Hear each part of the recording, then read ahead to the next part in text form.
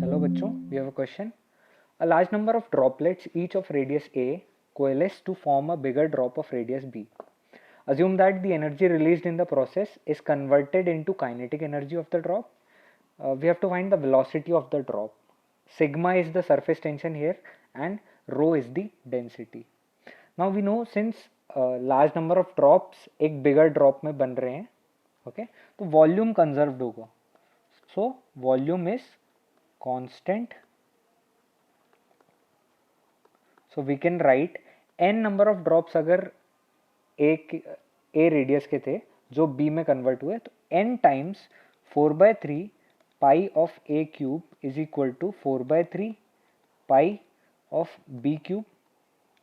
यहाँ से हमको मिल जाएगा n a cube is equal to b cube और n is equal to b cube by a cube. Okay, let's say this is our equation 1. Now since there is a conversion of large number of droplets into one droplet, there should be energy released. Energy released होगी. Okay, energy released, and this energy released will be change in surface area. Change in surface area. Okay, multiplied by surface tension. Okay, तो change in surface area क्या है हमारा initial area हम लिखेंगे n times 4 pi a square, okay, minus 4 pi b square. This is our change in area and multiplied by surface tension. Okay, तो इस value को हम लिख लेते हैं n की वैल्यू सब्स्टिट्यूट करके. सो ये हो जाएगा 4 पाई पहले लिख लेते हैं b cube into A square divided by A cube minus 4 pi b square multiplied by sigma. Okay, ये हमारी एनर्जी रिलीज की वैल्यू है. इसको हम और सिंप्लीफाई करके लिख सकते हैं. 4 पाई कॉमन ले लेते हैं. ओके, ए क्यूब से एक ए स्क्वायर कैंसिल हो गया. ओके, तो हम यहाँ लिख सकते हैं 4 पाई सिग्मा, यहाँ पे आ जाएगा बी क्यूब. हम यहाँ से भी बी क्यूब कॉमन ले सकते हैं. सो बी क्यूब अगर कॉमन लिया तो हमको मिल जाएगा 1/a माइनस 1/b. ओके, ये हमको वैल्यू मिल गई है. Let's say this is equation 2.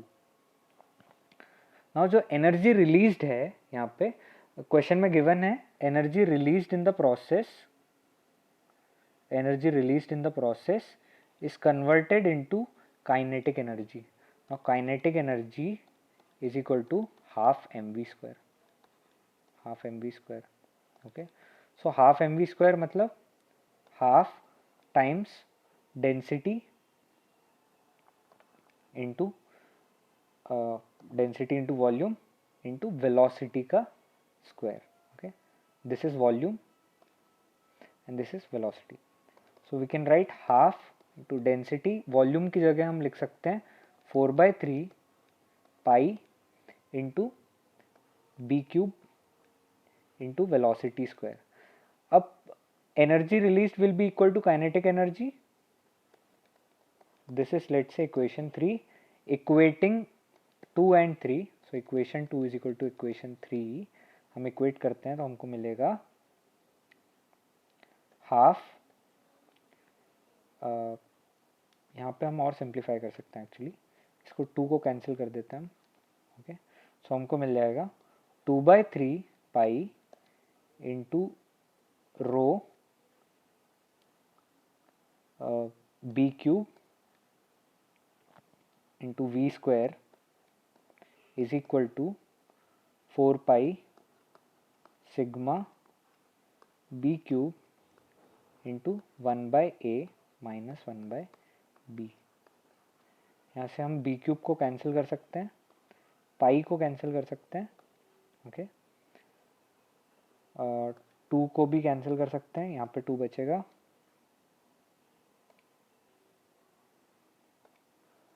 तो हमको यहाँ पे मिलेगा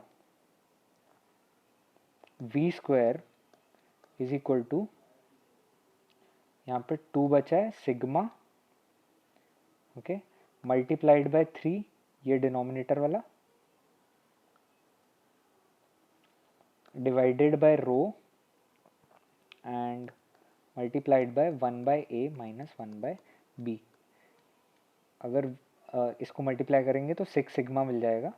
तो रूट अगर पूरे इक्वेशन का ले लें हम, तो हमको मिलेगा 6 sigma by rho into 1 by a minus 1 by b,